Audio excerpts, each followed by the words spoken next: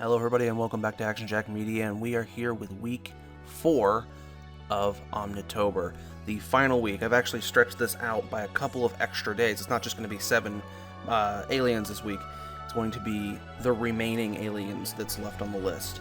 I wanted to get this out by the 30th so that I can do the Halloween thing on the 31st. Some of you may have already seen that. If not, go check out the channel. We're doing something kind of special for Halloween, so go take a look at it. I'm not even going to say what it is, just go to the channel and look for it.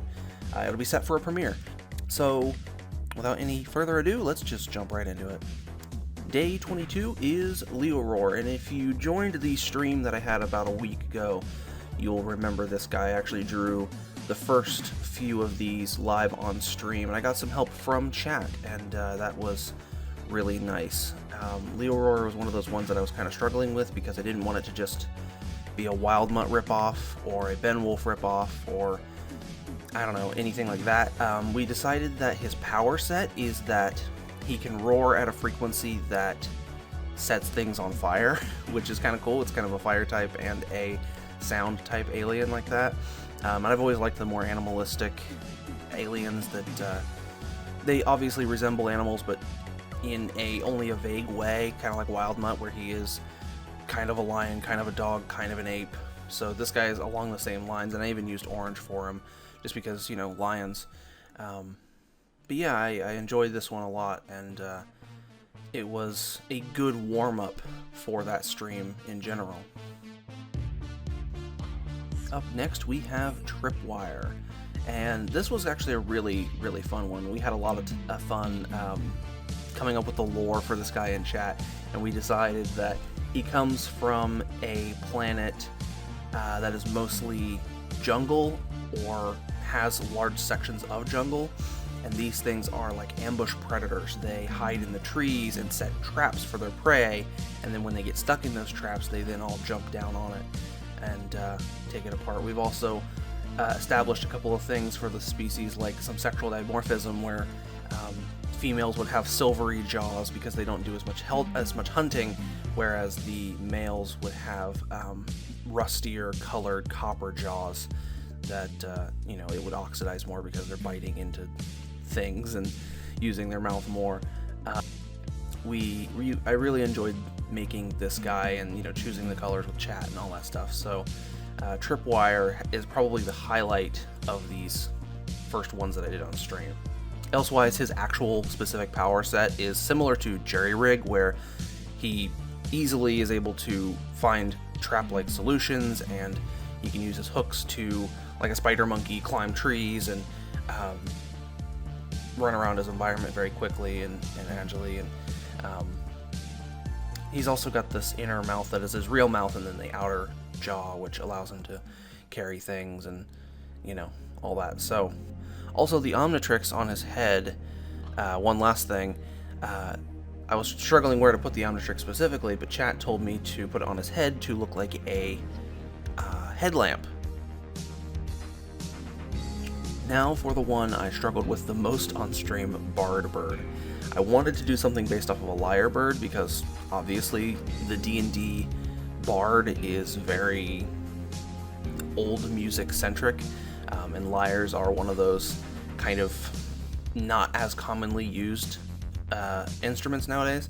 So I did a first little design that was very animalistic. I was like, this is too much like a real animal. Then I wanted to do something a little bit more abstract. So I did this kind of like wine glass shape, and I was trying to figure out a way for him to play the lyre with his wings. And then OR swooped in last second and saved me, and he sent me a sketch that really took me by surprise, and I really enjoyed it.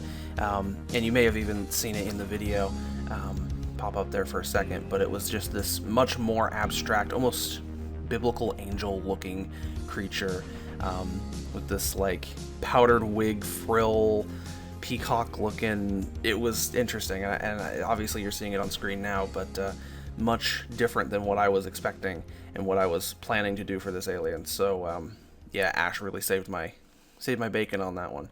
and this one actually ended up being kind of one of the more unique, one of my more favorite designs from this week. Powers wise, this guy has the ability to sing a song and play the lyre attached to his tail, and either make you dance uncontrollably or read your brain waves based on the sound waves. We haven't decided a exact power yet, so that's why I said 2, but yeah, I actually like the dancing, making you dance uncontrollably thing a little bit more. Day 25 is Loop Bonder. That name does not give you a whole lot of information about what this guy should look like, what he should be. So I went very abstract with this one, and I decided to make a almost powerhouse playlist type alien where he has these ethereal chains that he can shoot out from his body, and if you get caught in those chains, you'll be stuck in a time loop that lasts either the last hour, last 5 hours, last 24 hours, whatever, depending on what the alien decides for you.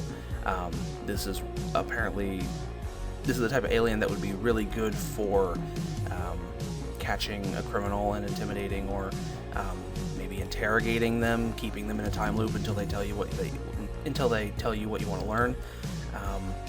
This guy is pretty scary, pretty powerful in terms of like what he can do and what the things he can do means.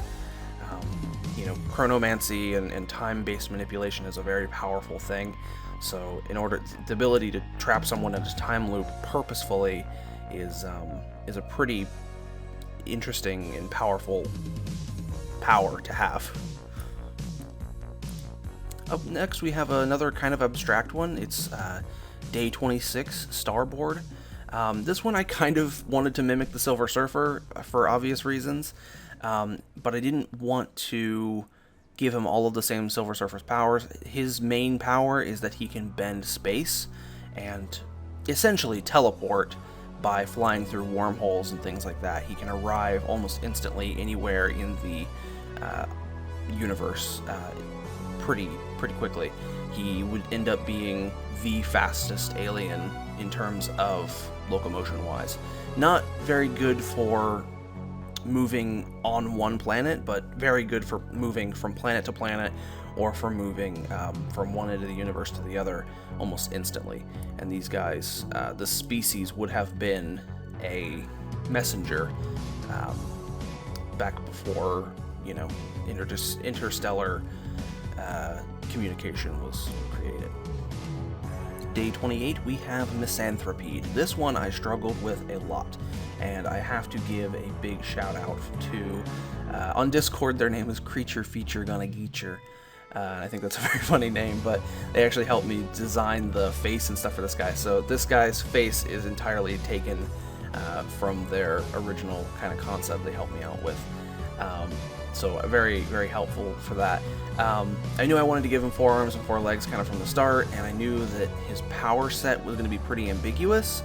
The word misanthropy means like a distaste for humanity. Think Ebenezer Scrooge. He's kind of like a, I don't really want to participate in anything. I just want to, be left alone. So it was hard to turn that into a superpower, especially one Ben 10 wise that would be used for combat.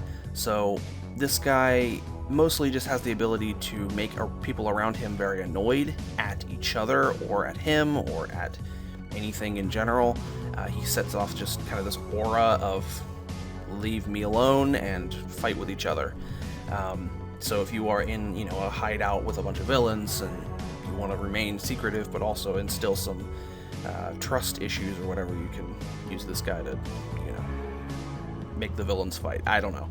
It's kind of a weird one. It's kind of a ambiguous power, but I think it could be useful if used correctly. And again, not every alien has to be like a big superhero. We have characters like Walkatrout and the Worst, who are just citizens.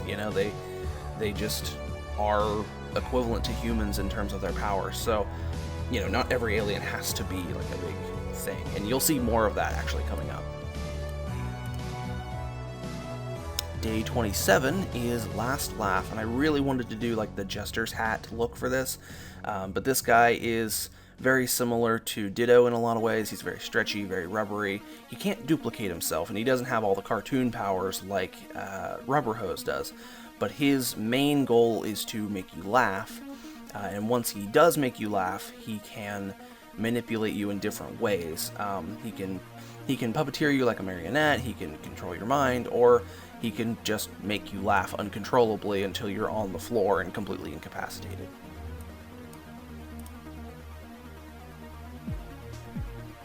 Day 29 is Bloom Doom. I actually lost a little bit of footage on this one. I did the sketch, and then you'll see it immediately jumps to full color. The main power set with this guy is the more water or food he eats, the larger and more grotesque looking he becomes. Mostly just becomes larger and blooms more of these flowers, which can then split off and create larger flowers. And this creature was actually bioengineered as a species to take over planets. This is a pretty powerful alien in a wet environment, but a very vulnerable alien in a desert-like climate where, you know, it can't get any food or water. It's very powerful, and it can, you know, do some pretty damaging blows with the teeth and the arms and the big bloom on its back. But if you deprive it of water, it's going to wilt. Day 30 is a very simple one. I always had this idea in mind from the very start. I actually kind of imagined this being a Hollow Knight reference, but the more I thought about it, I wanted to do something a little different. This guy is day 30. His name is Hollow Hide, and just as the name implies, he has a hollow hide of skin that he can hide inside of. And he's very much a porcupine with antlers. And he is one of those citizen types where he doesn't really have that many powers other than keeping himself safe and potentially being stepped on to hurt somebody. He has claws and he has teeth and stuff just like any regular little creature, but mostly his ability is just to hide in his own shell. He's very much a defensive type alien. So yeah, not a super exciting superhero type for this one, just a funny little creature that I really enjoyed making. He's very cute, I think.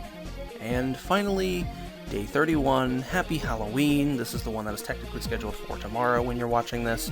Trick or Treat. This one I struggled with quite a bit in the initial stages, trying to sketch out an idea. I wanted to have an alien that had like two sides, either like it was wearing a mask that it would take off, or it had, you know, a head on the back of its head, or a face on the back of its head. But I eventually went with this split down the middle creature that I don't think would have two personalities, just two sides of the coin. Trick or treat, right?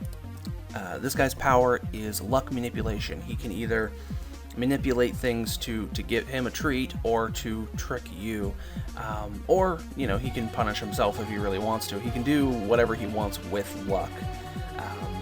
So I'm assuming Ben would use this very often in battle to, you know, make things fall on enemies or trip them, or, you know, very simple things like that. But you know, whatever that may be, I'm sure it can be useful in battle, you know, very similarly to Domino. And I think the reason this guy is named Trick or Treat instead of, you know, Luck something or whatever, is Ben would have gotten this alien on Halloween by chance, of course. So yeah, I think Trick or Treat is an interesting little dude, and he has the potential to be pretty powerful. And I've used the power luck manipulation before on Catastrophe, if you watch the Monster Hunter series. But luck manipulation can mean so many different things that I think it's fine to reuse that power for this guy. I don't think those two playlists are going to cross over. Plus, what does it matter? Aliens can have the same powers, right? Keep blasting swamp fire. So, yeah, Trick or Treat. So, all of the art that you saw in this video is on screen right now, or at least most of it. It might be cycling back and forth. I don't know how much is going to be able to fit. If you enjoyed this video, and if you enjoyed Omnitober as a concept, please leave this a like, leave it a comment, tell me what you thought, and if you want me to do something again, you know, either another month or next year or something like that, maybe we can keep this trend going, who knows. I want to fill out the alien roster and do all that good stuff. So, tune in November 1st at 5 p.m. and I will be organizing all these guys, scaling them, and putting them all into an image to potentially be sold as a poster. I'm not sure if this will be sold as a poster just yet, but I will be making the image if this ever does. So yeah, we'll have some fun organizing these guys and doing them on stream, and then we'll probably do some drawings and stuff. Maybe I'll take some Omnitober-like suggestions from chat, you know, that you can give me a name, and I'll draw a couple more, and maybe we'll throw them in the poster as well. Who knows? Elsewise, I really hope you enjoyed this entire month of videos. I will be going back into doing bi-weekly, every other week, that is, videos from here on out until, you know, I say otherwise. I have some more videos coming out with the My Hero Academia stuff, so stay tuned for that. Check out my Twitter, check out my Instagram. The links are in the description. It's Action Jack Media and Action Jack Customs, respectively. And yeah, have a good one. Peace.